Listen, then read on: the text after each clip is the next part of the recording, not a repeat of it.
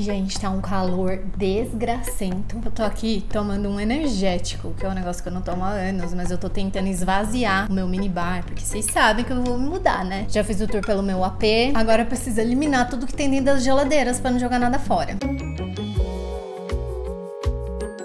E aí, gente, tudo bom com vocês? Sejam bem-vindos. Faz tempo que eu não venho aqui contar uma história, né? Não acontecia nada na minha vida. Não que essa história seja uma história recente, né? Eu desenterrei essa história, sabe como? Simplesmente assistindo os vídeos da Ju Cassini. Quem não conhece, é um canal muito bom, mas assim, você tem que ter estômago. É um negócio que você tem que vir desenvolvendo, assim. Eu sou uma pessoa que eu não gosto de assistir nada de serial killer, de true crime. Mas, como eu tava viciada no canal do Gianluca, foi meio que aparecendo ali as sugestões e eu falei, clico ou não clico, clico ou não clico. Aí um belo dia eu tava fazendo faxina na minha casa e o YouTube reproduziu automaticamente. E aí eu assisti, conheci esse canal e agora eu tô completamente chocada em como a casa que eu cresci na minha infância com os meus irmãos era uma casa assombrada. Mal assombrada, assombrada. Enfim, como que eu cheguei nessa conclusão? Assistindo os vídeos de casa mal assombrada e vendo o que aconteciam com os moradores dessa casa. E eu fiquei, peraí, aconteceu isso com essa criança? Aconteceu aquilo com aquela menina? Mas tudo isso aconteceu na minha casa de infância. Então, gente, eu vou contar a minha história aqui e vocês me deem o veredito final de vocês nos comentários pra dizer se não é nada demais ou se de fato vocês acham que tinha alguma coisa estranha lá. Escutem só. Coisas que eu acho importante dizer. Essa casa, ela demorou quase 10 anos ou mais pra ser construída porque meu pai comprou o terreno quando ele era adolescente. E isso me deixa muito revoltada, tá, gente? Porque assim, eu tenho 33 anos e os terrenos hoje em dia custam R$500 mil. Na época do meu pai, ele pagou R$1.000 no terreno. E não vem com esse negócio de inflação porque mudou. R$1.000 em 1979 não é R$500 mil hoje. Nem adianta vir me contar essa historinha porque não é. Então assim, a casa demorou muito tempo pra ser construída, né? Obviamente ele comprou o terreno, aí ele foi juntando os dinheirinhos dele, ele ia comprando uns cimento, uns tijolo, e aí o negócio ficou ali até o momento que ele realmente conseguiu um emprego bom, que ele conseguiu investir ali no finalzinho de cada mês naquela casa. Inclusive quando a gente se mudou pra casa, ela ainda estava no concreto, assim, a gente morou alguns anos, acho que uns 3 anos com a casa no concreto, assim, sem nem reboco. Não, metade da casa não tinha reboco, outra metade tinha. É uma casa que eu vou... Acho que eu vou desenhar pra vocês, porque vocês não vão entender. É muito complicado até pra mim descrever, então eu vou desenhar pra vocês terem uma ideia. Peraí. Mano, eu juro que eu tô com muita vergonha, sério. Tá muito feio, eu não sei desenhar, mas isso é o que menos importa nessa história, tá? Questionar os meus dons artísticos. Aqui era a rua. Para você chegar na casa, você tinha que subir um barranco, que durante anos e anos era um barranco de terra. Eu não coloquei o muro porque não teve muro durante muito tempo também, mas finge que tem um muro aqui. E aí a gente tinha um cachorro, que era o Byron.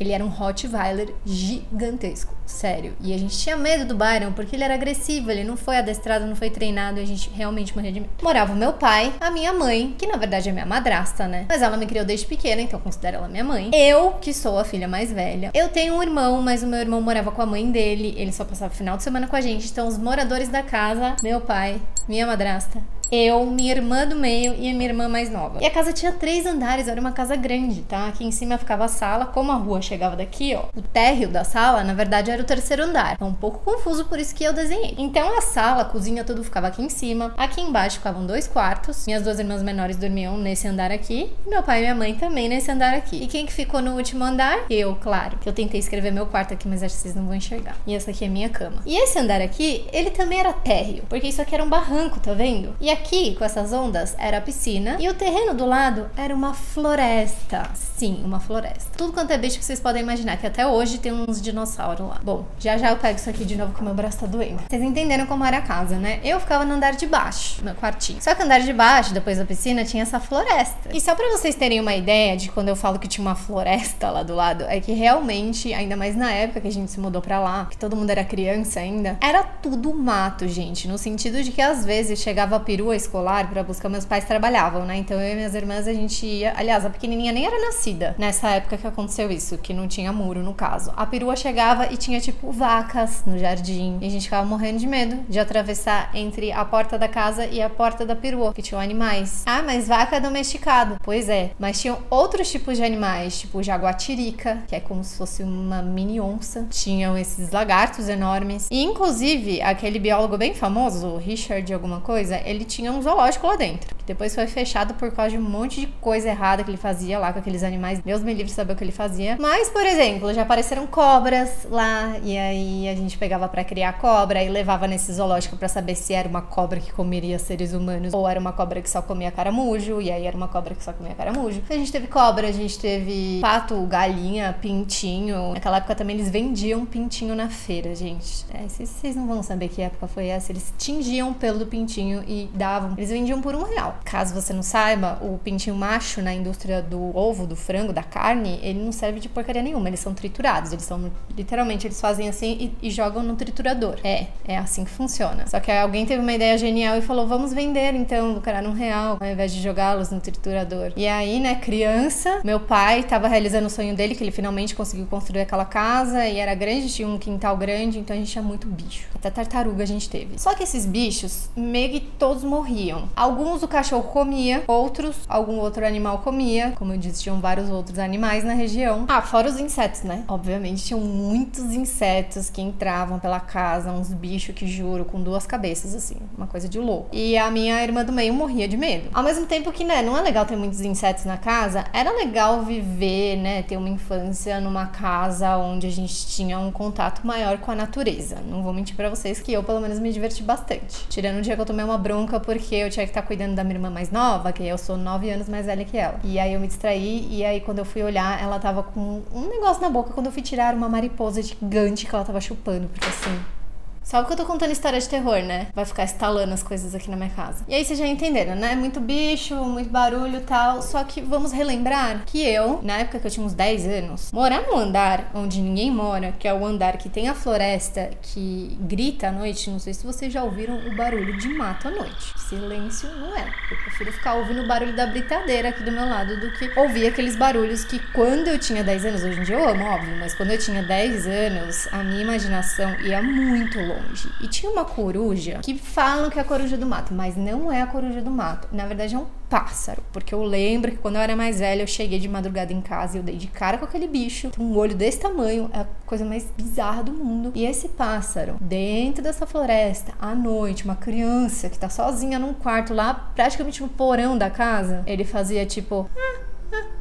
E a minha imaginação tinha certeza que era um palhaço maligno dentro da floresta, só esperando o momento certo pra me matar. Era isso que eu pensava nessa época, que tinha uma pessoa vestida de palhaço, porque era um barulho de risada que esse pássaro fazia. Na verdade não era, mas poderia ser, entende? Tipo, de madrugada? Louco. E, inclusive, nessa época eu nem contava pra ninguém, né? Porque, como eu disse, eu tinha 2 irmãs mais novas. A minha irmã mais novinha era muito bebê ainda. Imagina, se eu tinha 10 anos, ela tinha 1 ano. E a minha irmã do meio devia ter uns 6 anos. E essa minha irmã do meio, ela tinha muito medo de bicho, de inseto, como eu disse. Lá era muito cheio e ela também não conseguia dormir à noite. Mas não era por causa da risada do palhaço, não. Era porque ela, de fato, tinha medo do bicho. E era o bicho que ela tinha medo e ela não dormia à noite por causa do bicho. Então, como eu era mais velha, eu não queria dar mais trabalho pros meus pais. Já tem um bebezinho, já tem a irmã do meio que tem medo das coisas. Não vai ser eu que vou ficar enchendo o saco, né? Então eu me cobria com minha capa invisível lá, o meu cobertor que eu achava que ia me proteger de tudo, e eu dormia. Até, né, que os anos foram passando e eu fui me acostumando. Chega um momento que você fala, 6 anos depois, esse serial killer aí não entrou aqui, não vai mais entrar. É um tonto. Os anos foram se passando, a gente viveu muito feliz na casa. Inclusive,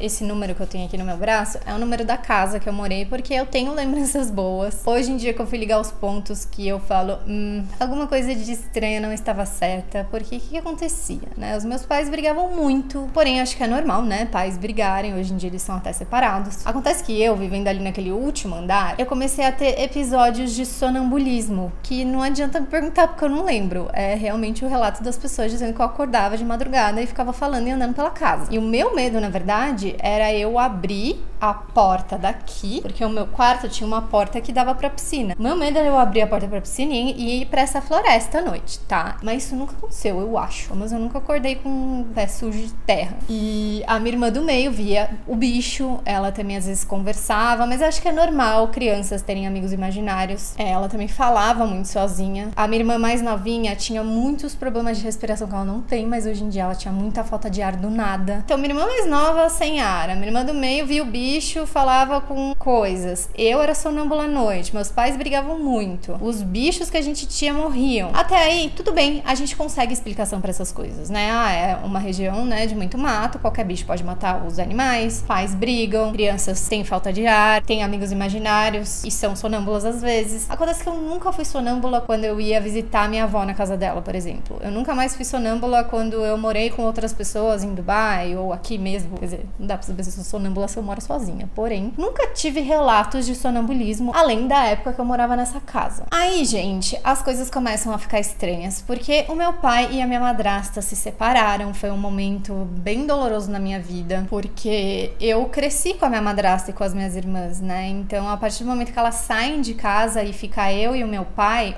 sempre trabalhou viajando. Então, para uma menina de 17 anos, na verdade eu tinha 16 para 17 anos, eu não tinha, porque com 17 eu entrei na faculdade. 16 para 17 anos, a minha avó paterna resolveu ir lá morar com a gente, exatamente para eu não ficar sozinha quando meu pai fosse viajar. Às vezes ele ficava uma semana fora. Imagina eu nessa casa gigantesca sozinha com esses bichos tudo. Ok, minha avó veio morar com a gente, tava tudo bem, eu ia visitar minha mãe, as minhas irmãs, às vezes eu ia lá dormir alguns dias na casa delas, mas eu vivia mesmo nessa casa. Olha o que aconteceu. Como as minhas irmãs eram mais novas, a moça que trabalhava com a gente foi trabalhar pra minha mãe. Então a gente teve que contratar uma nova pessoa pra ajudar, porque era uma casa muito grande, eu tava estudando pra passar na faculdade, eu fazia colégio ainda, e essa pessoa começou a trabalhar lá, só que ela simplesmente começou a não limpar o meu quarto mais. E aí teve um dia que eu cheguei da escola e eu perguntei pra ela, né? Eu falei, não tenho problema nenhum em limpar o meu quarto, mas existe algum motivo específico? Ela falou, eu não limpo seu quarto porque o Byron fica lá no seu quarto o tempo inteiro. Aí eu, o Byron? Não.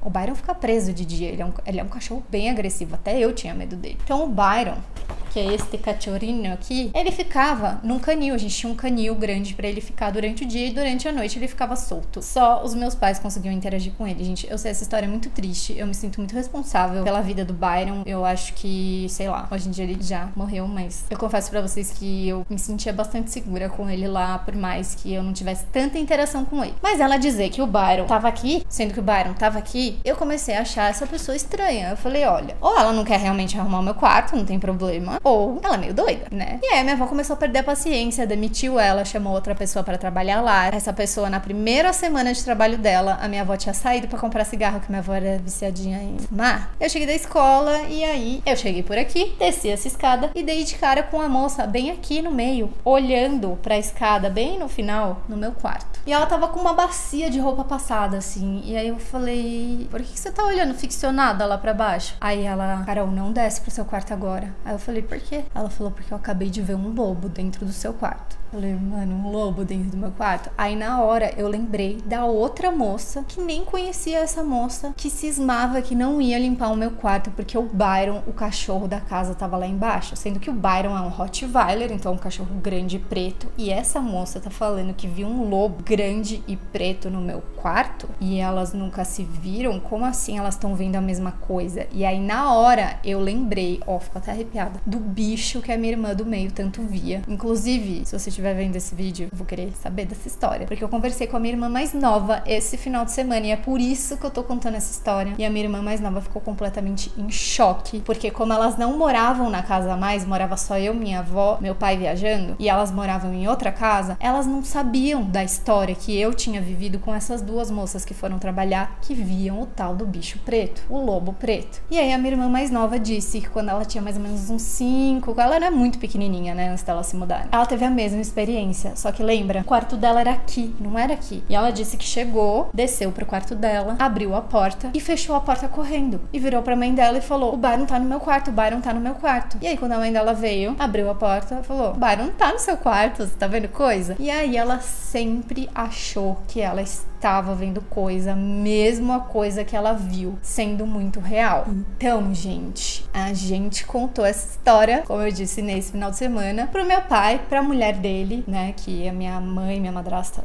e o meu pai se separaram. Então, meu pai casou de novo, ele mora nessa casa com essa nova mulher. Nova não, né? Que eles já estão casados há mais de 10 anos. E aí eu comecei a contar, né? Olha, pai, eu tô assistindo esse canal da Ju Cassini e olha, essa criança teve um episódio de sonambulismo e a casa era amaldiçoada, segundo eles, né? Porque precisaram fazer um exorcismo na casa. Ah, esqueci de falar também que uma pessoa da minha família, não vou falar quem, teve um episódio também de convulsão. E esse também é um dos sintomas, segundo os vídeos que eu assisti. E eu comecei a juntar tudo, contar pro meu pai, contar pra minha irmã em choque, que ela também tinha visto o lobo preto e que ela não sabia da história das duas últimas funcionárias. E aí a gente, será que essa casa era, sei lá, mal assombrada. E aí a mulher do meu pai disse que ela tem sonhos muito nítidos, onde ela saía do quarto dela, subia essa escada e ela olhava pro sofá e tinha uma criancinha, mas sabe criancinha maligna de filme de terror, olhando pra ela. E como na época que ela viu isso, meu pai ainda fazia essas viagens longas e ela estava assim há uma semana sozinha na casa, ela disse que ela subia, pegava todas as coisas que ela precisava e ficava no segundo andar. E ficou tempos e tempos sem subir pro último andar. O bom é que a casa hoje é lotada de animais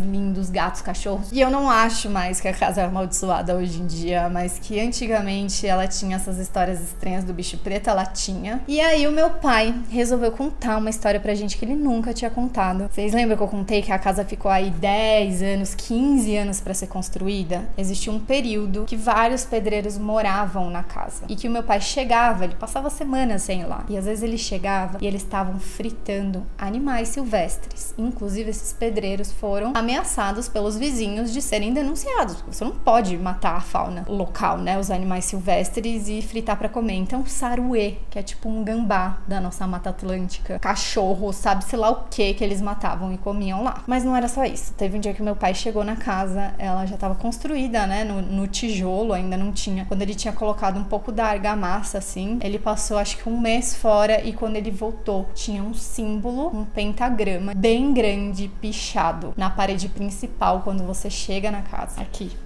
Você chega, essa parede tinha um pentagrama enorme. E aí, quando ele falou isso, eu falei, pai do céu, não sei se tem a ver com os homens matando animais silvestres e alguém que provavelmente deve ter feito algum ritual satânico aqui, porque, né, casa abandonada fica muito livre para as pessoas entrarem e fazerem o que elas quiserem. Abandonada, né, no sentido de em construção, porém muitos anos sem construir, abandonada. Ai, gente, olha, eu não sei vocês, mas eu fiquei bem assustada, porque você vai ligando os pontinhos das coisas que aconteceram na nossa infância, pequenas coisas, longe de ser algo que marcou a minha infância. Por isso que eu falo pra vocês, agora assistindo os vídeos, que eu falei, caramba, tudo isso de fato aconteceu com algum membro da família, mas aconteceu. E o meu pai falar sobre esse pentagrama, sobre as pessoas que moraram lá, seja lá o que for, eu sei que hoje em dia não tem mais, mas eu confesso que me faz pensar. E como fazia muito tempo que eu não via contar uma história pra vocês, eu falei, eu vou contar a história da casa que eu cresci, porque, né, não é uma história estranha esse bicho preto. Eu realmente não sei o que pensar, eu fiquei bem em choque quando a minha irmã mais nova contou que ela também viu o lobo preto, mas ao mesmo tempo foi bom porque ela viu que ela não tava louca. Tô louca pra conversar com a minha irmã do meio. Ela chegando de viagem, eu vou ver se ela vai, porque às vezes ela também não quer me contar, né? Tem coisas que traumatizam a gente, que a gente vai crescendo e enterrando algumas memórias, então não sei se é bom desenterrar tantas memórias assim. Porém, essa história da minha casa me conta o que vocês acharam. Eu juntando assim, ó, os palitinhos, as coisas que aconteceram com cada pessoa, eu realmente acredito nas duas funcionárias, eu acredito na minha irmã. O riso de palhaço era da minha imaginação? Era um pássaro? Era. Então eu não posso falar que eu sofri algo nessa casa, além das minhas sonambulâncias. Será que algum espírito maligno me possuía de madrugada? Não sei, gente. Comenta aqui o que vocês acham, se vocês têm conhecimento sobre o assunto, se vocês conhecem alguém que já passou por isso, ou se você já passou por isso na sua casa, ou se você tá assistindo esse vídeo e tá falando, caramba, tudo isso também acontece na minha casa, chama um padre, vai benzer, acende os incensos, ou simplesmente ignora, porque não tem o que fazer. O importante é que nada muito sério aconteceu com ninguém da minha família. E é isso que importa, na verdade. Como eu tava com saudade de contar uma historinha pra vocês, eu resolvi contar essa. Vocês gostaram? Então se você gostou, deixa um like, comenta, compartilha. Que quem sabe eu venho contar outras histórias aí da minha infância,